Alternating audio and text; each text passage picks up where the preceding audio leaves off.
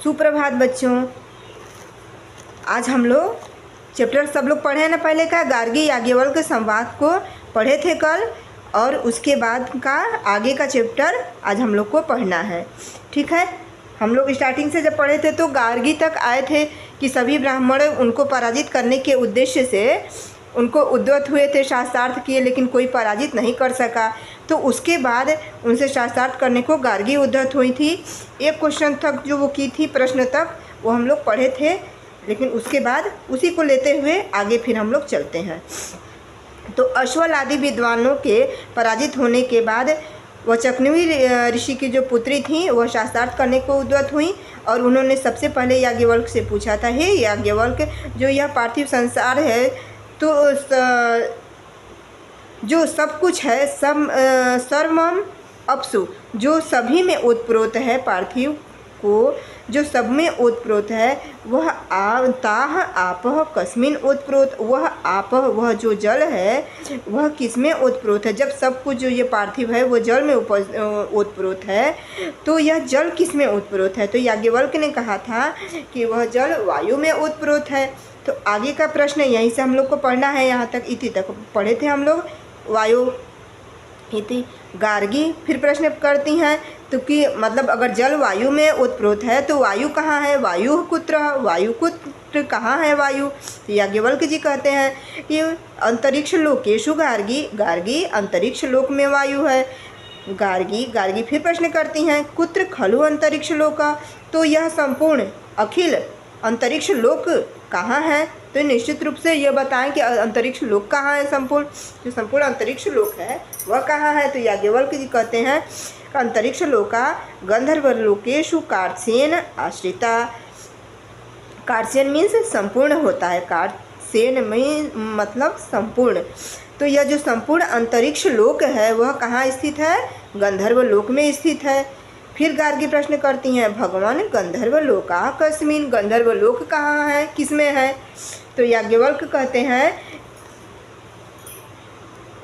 अब देखते हैं, याज्ञवल्क्य कहते हैं आदित्य लोकेशु गार्गी, गार्गी आदित्य लोक में है। ठीक है ना, गंधर्व लोक कहाँ है, तो वह गंधर्व लोक जो है वो आदित्य लोक में है। फिर गार्गी प्रश्न करती हैं, आदित्य लोका कुत्र ओताः प्रोताश्च, गार्गी पूछती हैं कि आदित्य लोक कहाँ ओतप्रोत है। उसके बाद याज्ञवल्क्य कहते हैं चंद्रलोकेशु, चंद्रलोक में ओतप्रोत है। फिर प्रश्न करती हैं चंद्रलोकाः कस्मिन, गार्गी प्रश्न उत्तर दे, याज्ञवल्क्य गार्गी प्रश्न करती चंद्रलोकाः कस्मिन, चंद्रलोक कहाँ है, किसमें है। तो याज्ञवल्क्य उत्तर देते हैं कि गार्गी नक्षत्र लोकेशु, नक्षत्र लोक में है। चंद्रलोक कहाँ है, तो नक्षत्र लोक में है। उसके बाद गार्गी प्रश्न करती हैं कि कस्मिन खलु नक्षत्र लोकाः कार्त्स्येन व्याप्त, यह जो संपूर्ण नक्षत्र लोक है यह निश्चित रूप से कहाँ व्याप्त है। तो याज्ञवल्क्य कहते हैं देवलोकेशु देवी, यह जो संपूर्ण नक्षत्र लोक है यह देवलोक में व्याप्त है गार्गी देवी। तो गार्गी फिर प्रश्न करती हैं देवलोकाः कुत्रः, देवलोक कहाँ है। याज्ञवल्क्य कहते हैं कि इंद्रलोकेशु देवलोकाः समाहिता, जो इंद्र देवलोक है वह इंद्रलोक में समाहित है। फिर गार्गी प्रश्न करती हैं, हे याज्ञवल्क्य, इंद्रलोकाः कस्मिन कार्त्स्येन व्याप्त, जो यह संपूर्ण इंद्रलोक है यह कहाँ व्याप्त है।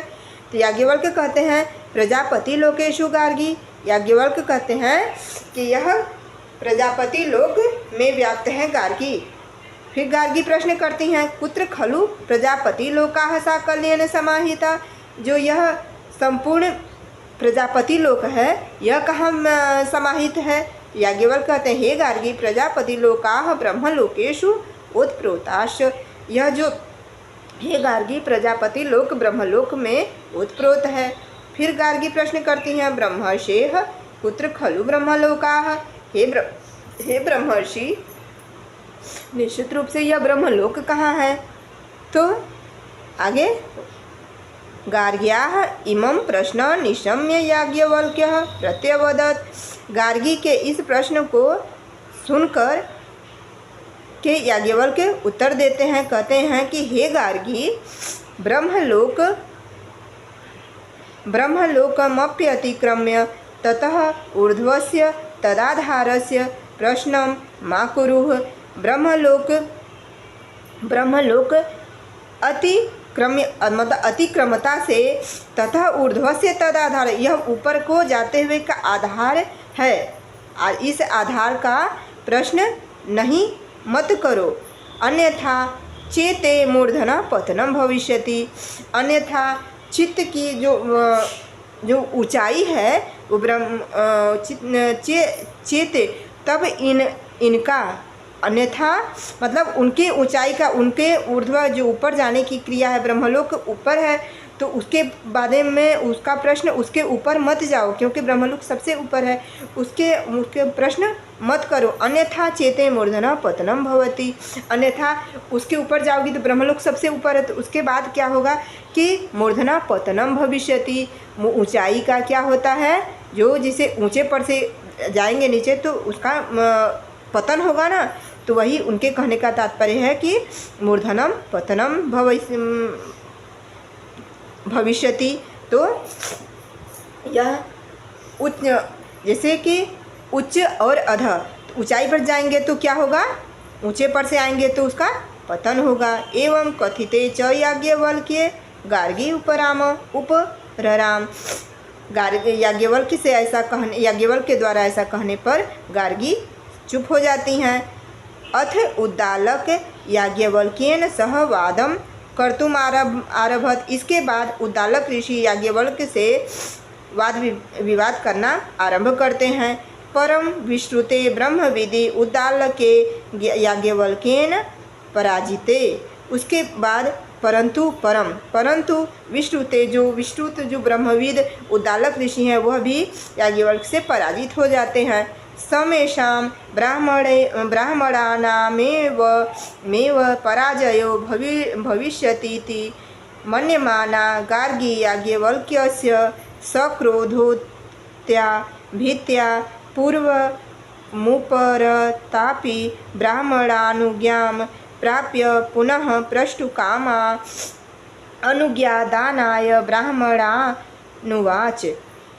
उसके बाद जो है समेषाम मतलब इसी प्रकार ब्राह्मणाना में, उन ब्राह्मणों में बारी बारी से सभी लोग पराजित होते हुए गार्गी याज्ञवल्क्य के साथ सक्रोधोक्त्या, क्रोध के साथ भीत्या उपरतामी, मतलब पहले शांत किए थे इनको तो उसी से क्रोधित हुई हैं गार्गी, और उन ब्राह्मणों की आज्ञा प्राप्त करके गार्गी क्रोध के साथ फिर प्रश्न करने के लिए इच्छुक होती हैं। प्रष्टुकामा, प्रश्न करने के लिए पुनः उद्यत होती हैं। अनुज्ञादान और ब्राह्मणानुवाच, जो ब्राह्मण वहाँ स्थित हैं सभी, तो उनसे आज्ञा ले करके फिर गार्गी अपने प्रश्न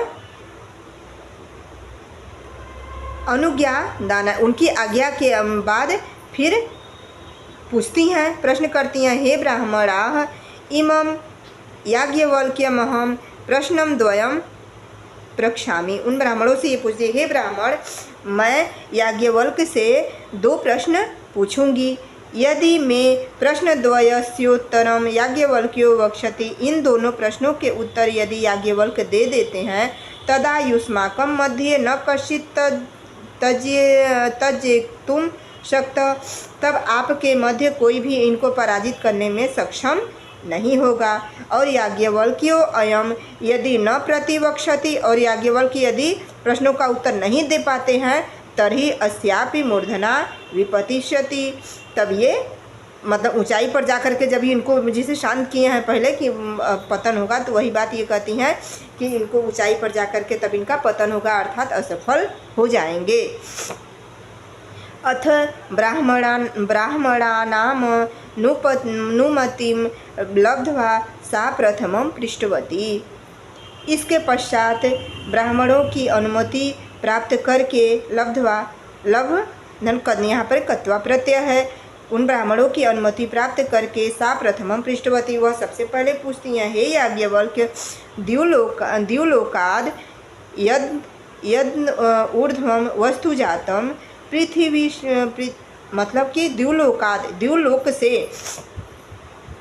द्युलोक से यत् पूर्व ऊर्ध्वम, द्युलोक से जब कोई वस्तु पीछे ऊपर फेंकते हैं, ऊपर को फेंकते हैं, कोई वस्तु ऊपर जाती है तो पृथिव्याश्चाध स्तनम यद वस्तु जातम, तो पृथ्वी पर नीचे की ओर आने में जब वह वस्तु आती है, पृथिव्याशत अधनम, जब नीचे को, स्तनम अर्थात अधनम, अधस्तनम, अधस्तनम मीन्स नीचे को, जब वह पृथ्वी पर नीचे की ओर आती है वह वस्तु, तो अनयोरंतरालवर्ती यत, तो जो बीच का अंतराल होता है, ये चेमे द्वा पृथ्वियों, मतलब द्योलोक और पृथ्वी लोक के बीच में जो कालत्रय परिच्छिन्नम, जो कालत्रय का परिच्छिन्न भाग है, यद वस्तु जातम, जो वस्तु जाती है, एतत् सर्वम कुत्र वा ओतम प्रोतश्चेति ब्रूहि, तो वो जो वह है, जो बीच का स्थान है, जो वस्तु बीच में जिसे ऊपर को उछालते हैं फिर नीचे आती है, तो कुछ समय तो वो मध्य में रहती है वस्तु, तो उस स्थान को क्या कहते हैं बताइए। वह क्या किसमें ओतप्रोत है, जो मध्य भाग है वह किसमें ओतप्रोत है, कहिए।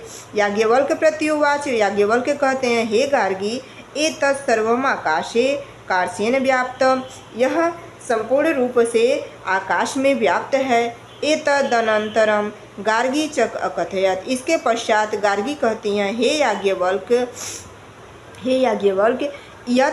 यस्त्वं मे प्रश्नमिमं विविच्योक्तवानसि तस्मै ते नमः। यस्त्वं, अब मैं आपसे जो प्रश्न विविच्योक्त, अब जो मैं आपसे अगला प्रश्न जो पूछूंगी, तस्मै नमः, उसको नमस्कार करें। द्वितीय प्रश्नाय चित्तम सावधानम कुरु, दूसरे प्रश्न तस्मै ते नमः। अच्छा, यहाँ पर यस्त्वं में प्रश्नमिमं विच्युक्त वानसी तस्मै ते नमः, आपने जो मेरे इस प्रश्न का उत्तर दिया है इसके लिए मैं आपको नमस्कार करती हूँ। और द्वितीय प्रश्नाय चित्तम सावधानम कुरु, द्वितीय प्रश्न के लिए चित्त को सावधान कर लीजिए, चित्त को सावधान करें अर्थात मन को स्थिर करें। याज्ञवल्क्य आह, याज्ञवल्क्य बोले, हे गार्गी पृच्छेत, हे गार्गी प्रश्न कीजिए, पूछें। एवं वदति, याज्ञवल्क्य पुनरपृच्छत, याज्ञवल्क्य एवं वदति, ऐसा बोलने पर, याज्ञवल्क्य के द्वारा ऐसा बोलने पर गार्गी फिर पूछती हैं, पुनः प्रश्न करती हैं, हे याज्ञवल्क्य, सोऽयम् आकाशः किमाश्रित, तब यह आकाश है, जो बीच का भाग बताएं कि आकाश में स्थित है सभी कुछ, तो यह आकाश किस में स्थित है, किस में आश्रित है। सह प्रत्युचे, हे गार्गी, आकाशस्त्वक्षरे परम ब्रह्मणेव ओतप्रोतश्च, हे गार्गी, आकाश जो है, आकाश अक्षर जो है, यह परम ब्रह्म में आश्रित ओतप्रोत है, अर्थात परम ब्रह्म में आश्रित है, ओतप्रोत है। समझ में आया बच्चों, आकाश जो है यह परम ब्रह्म में ओतप्रोत है। याज्ञवल्क्य नैव प्रत्युक्ता संतुष्टा च गार्गी तत्र समवेतान तान ब्राह्मणानाः, याज्ञवल्क्य के द्वारा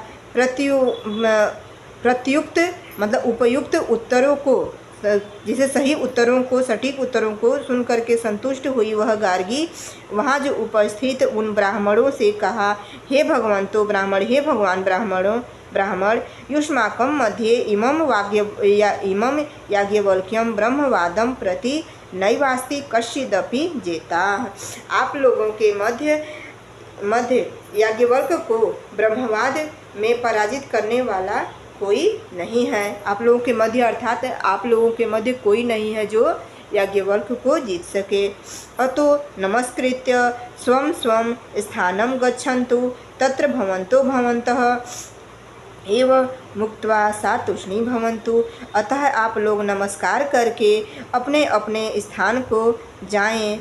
तत्र भवन्तः, उसके पश्चात इस तत्र वहाँ ऐसा होने पर एवं मुक्त्वा सा तूष्णी भवन्तु, इसके बाद ऐसा होने पर जैसे पराजित सभी लोग हो गए, उसके बाद सभी लोग शांत हो गए।